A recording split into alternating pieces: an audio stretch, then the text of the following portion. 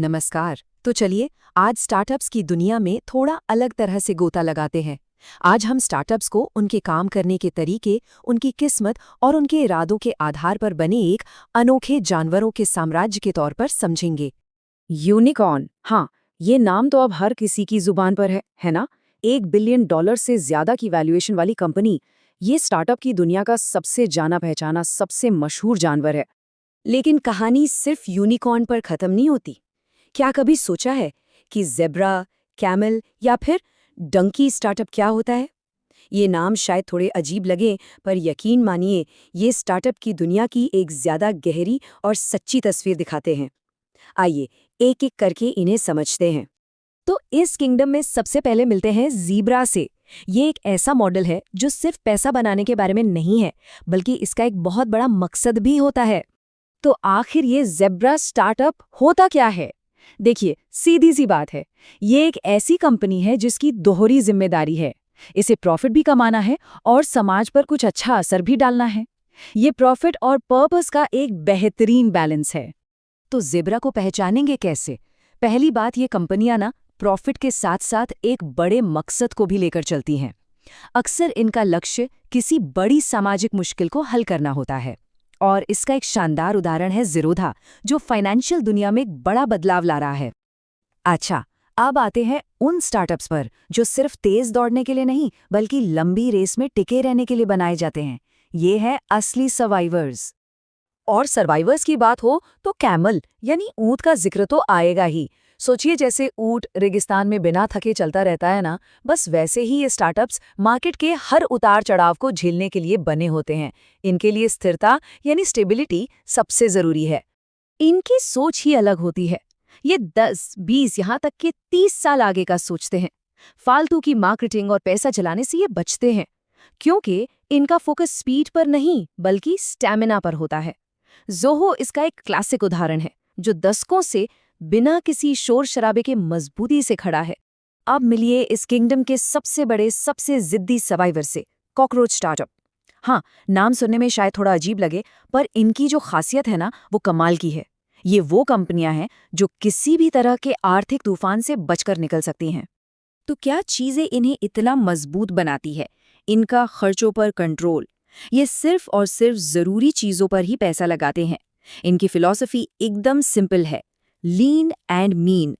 मतलब दुबले पतले रहो, पर इतने मजबूत कि कोई हिला ना सके। ये हर हाल में सर्वाइव करना जानते हैं। अब एक मजेदार बात, कॉकरोच स्टार्टअप का कोई पक्का उदाहरण ढूंढना ना बहुत मुश्किल है। ये अपने आप में एक सवाल है। क्या सच में कोई ऐसी कंपनी है जो इस परिभाषा पर 100% खरी उतरती हो? ये सोचने वाली बात है। अच्छा, तो अभी तक तो हमने सक्सेस स्टोरीज की बात की, पर अब कहानी का दूसरा पहलू देखते हैं। कुछ ऐसी कैटेगरीज भी हैं जो एक चेतावनी की तरह हैं, जो हमें सिखाती हैं कि क्या नहीं करना चाहिए। और इसमें सबसे पहले आते हैं ज़ॉम्बी स्टार्टअप्स। ये एक बहुत ही अजीब सिचुएशन है। मतलब ये कंपनियां ना तो पूरी तरह जिंदा है, ना ही मर चुकी हैं। पैसा तो है इनके पास रोज के काम चलाने के लिए, पर ग्रोथ बिल्कुल जीरो है। बस एक जगह आकर अटक गई हैं। तो ज़ॉम्बी की कहानी यही है, न पूरी तरह फेल, न कामयाब। कैश आ रहा है, लेकिन गाड़ी आगे नहीं बढ़ रही, 1 इंच भी नहीं। और इसका एक उदाहरण दिया जाता है अनअकैडमी का, जो एक तरह के ठहराव में है। और अब उस जानवर की कहानी जो सबसे ज्यादा उम्मीदें जगाकर तोड़ता है, डंकी। ये वो स्टार्टअप है जिसको देखकर सबको लगा था कि अरे वाह, ये तो अगला यूनिकॉर्न बनेगा, दुनिया जीत लेगा। पर आखिर में वो अपने वादे पर खरा नहीं उतर सका। डंकी स्टार्टअप की पूरी कहानी को शायद ये एक लाइन सबसे अच्छे से बताती है। एक जमाना था जब लगता था कि ये दुनिया को जीत लेगा, पर आखिर में ये बस फुस हो गया। सारी उम्मीदें, सारा हाइप, सब हवा। और इसका सबसे बड़ा, सबसे ताज़ा उदाहरण हमारे सामने है, बायजूस। एक वक्त पर भारत का सबसे कीमती स्टार्टअप, और आज हम सब जानते हैं कि किन मुश्किलों से गुजर रहा है। तो ठीक है, हमने zebra, camel, cockroach, zombie, Dunki, इन सब के बारे में जान लिया।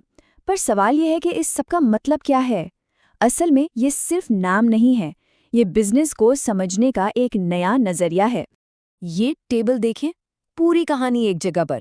एक तरफ है ज़ेब्रा, कैमल और कॉकरोच जो मकसद, सहनशक्ति और सर्वाइवल पर फोकस करते हैं, और दूसरी तरफ है ज़ॉम्बी और डंकी जो हमें ठहरे हुए पानी और टूटी हुई उम्मीदों से सावधान करते हैं। ये है पूरा स्टार्टअप एनिमल किंगडम एक ही फ्रेम में। और यही बात सबसे ज़रूरी है, ये सिर्फ फैंसी लेबल या मज़ेदार नाम नहीं है। ये किसी भी कंपनी की स्ट्रैटेजी, उसके असली इरादों और बिजनेस बनाने की जो असलियत है ना, उसको समझने का एक बहुत पावरफुल तरीका है। तो इस पूरी बातचीत के बाद एक सवाल छोड़ जाते हैं। अब जब हम अपने आसपास की कंपनियों को देखेंगे, छोटी, बड़ी, नई, पुरानी, तो क्या इस नए चश्मे से हमें उनमें ये अलग-अलग जानवर दिखाई देंगे? सोचिएगा ज़रूर।